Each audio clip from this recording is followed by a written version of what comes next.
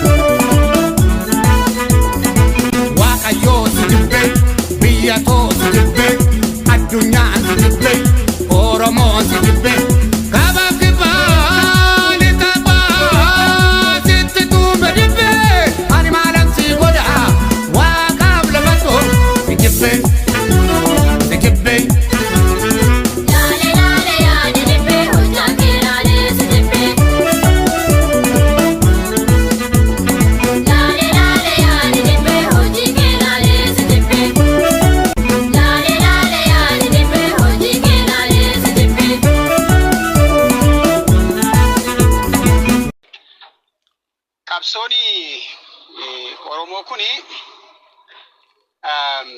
yeroo tokko bifa adda addaa qaba. Yeroo tokko immoo bifa tokko qaba.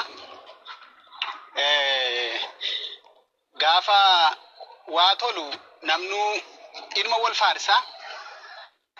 Gaafa waa badu immoo ilma wal abaarra kuni beekama ammadha. Ani kan gaafii natti ta'e tokko warri kanaan dura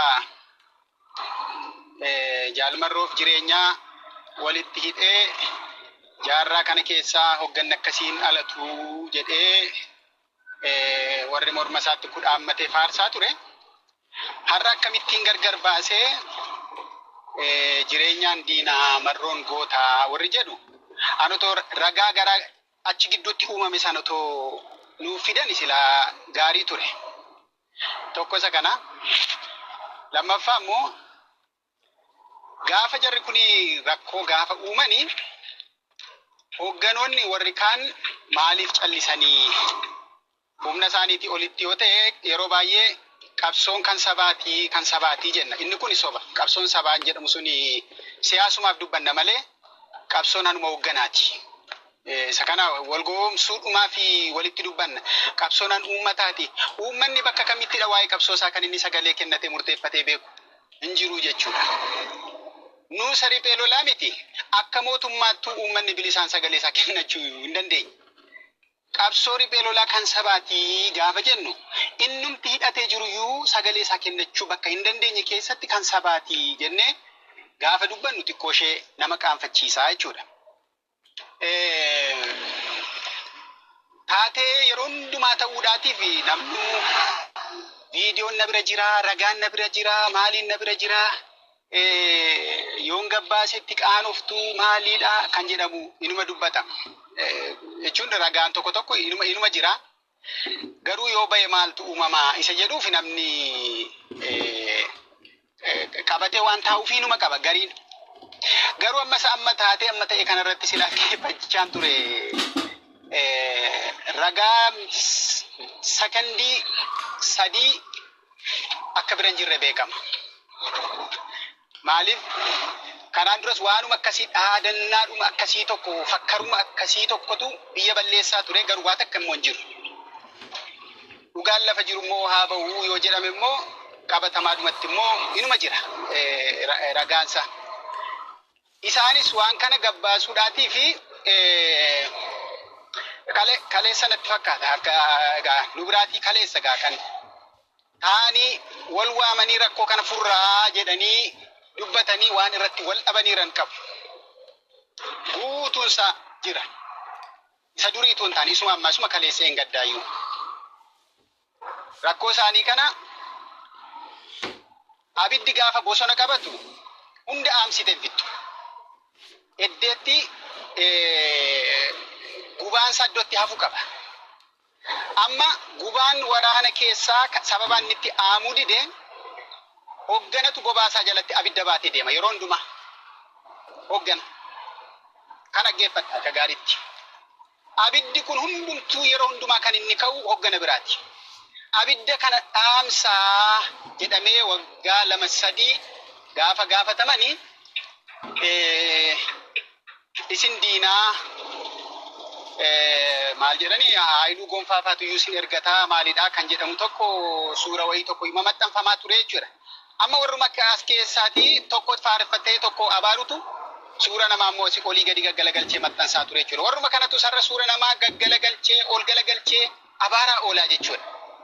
Dhugaan tokko immoo isaan bira hin jiru. Agite koppii pastiitiin warra qabsaa'utu mooraa qabsoo bilisummaa Oromoo jeeqaa jechuudha yeroo hundumaa. Qabsaa'ota koppii pastii.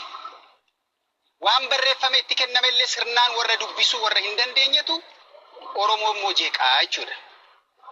So warri kuni abiddi akkasii kuni isa lubbuu balleessutu bade malee qabsoon bilisummaa Oromoo qulqullaa'aa jira. Jaallannus jibbinus ni qulqullaa'a. Hoogganichis eenyudha hoogganni jabaan hoogganni laafaan eenyudha inni jedhamus madaalliirra taa'eeti ilaalamaa jira. Qormaata kan kufeedha. Kana booddee namni faarsu hin jiru. Bakka sanarraa Oromoon akkatti qabsoo isaa fuulduratti harkaanfachiifatu irratti bifa barbaadeetiin ni murteeffata. Lakki fagoorra jirtu sinin galchuu quban qabdanii maaliin qabdanii isa jedhuufi. Gariin namoonni warri biyya keessa jiranii lakki nuti kunoo itti dhiyoo jirra biyya keessa jira. Biyya keessa jiraatte waan takka wanti itti dhageessu hin jiru. Inumaayyuu irraa fagoo jirutu akka gaariitti waan hunda dhagaa. Waan hunda kan akkasitti qabadda. So kanaafi waan garii adoonnoo akkamitti akka dubbatanii isaas irra dhufe dhimmicha kana eenyutu gara sooshaal miidiyaatti fide yoo jedhame warruma badii balleessetu fide.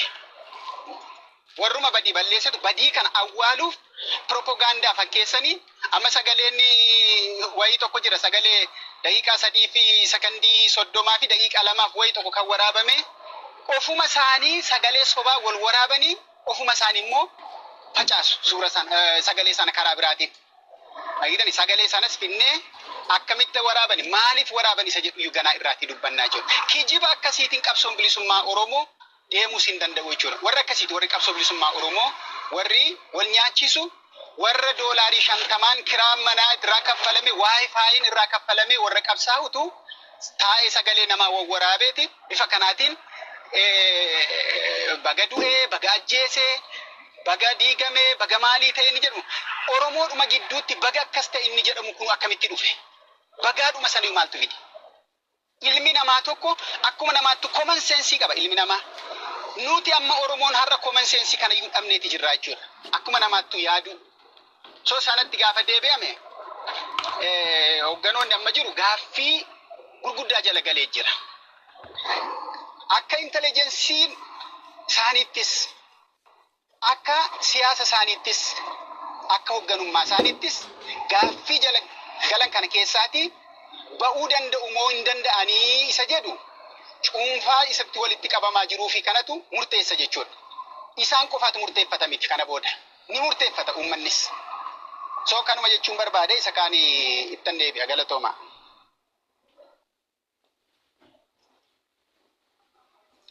Aye ulfaadhu ittafa.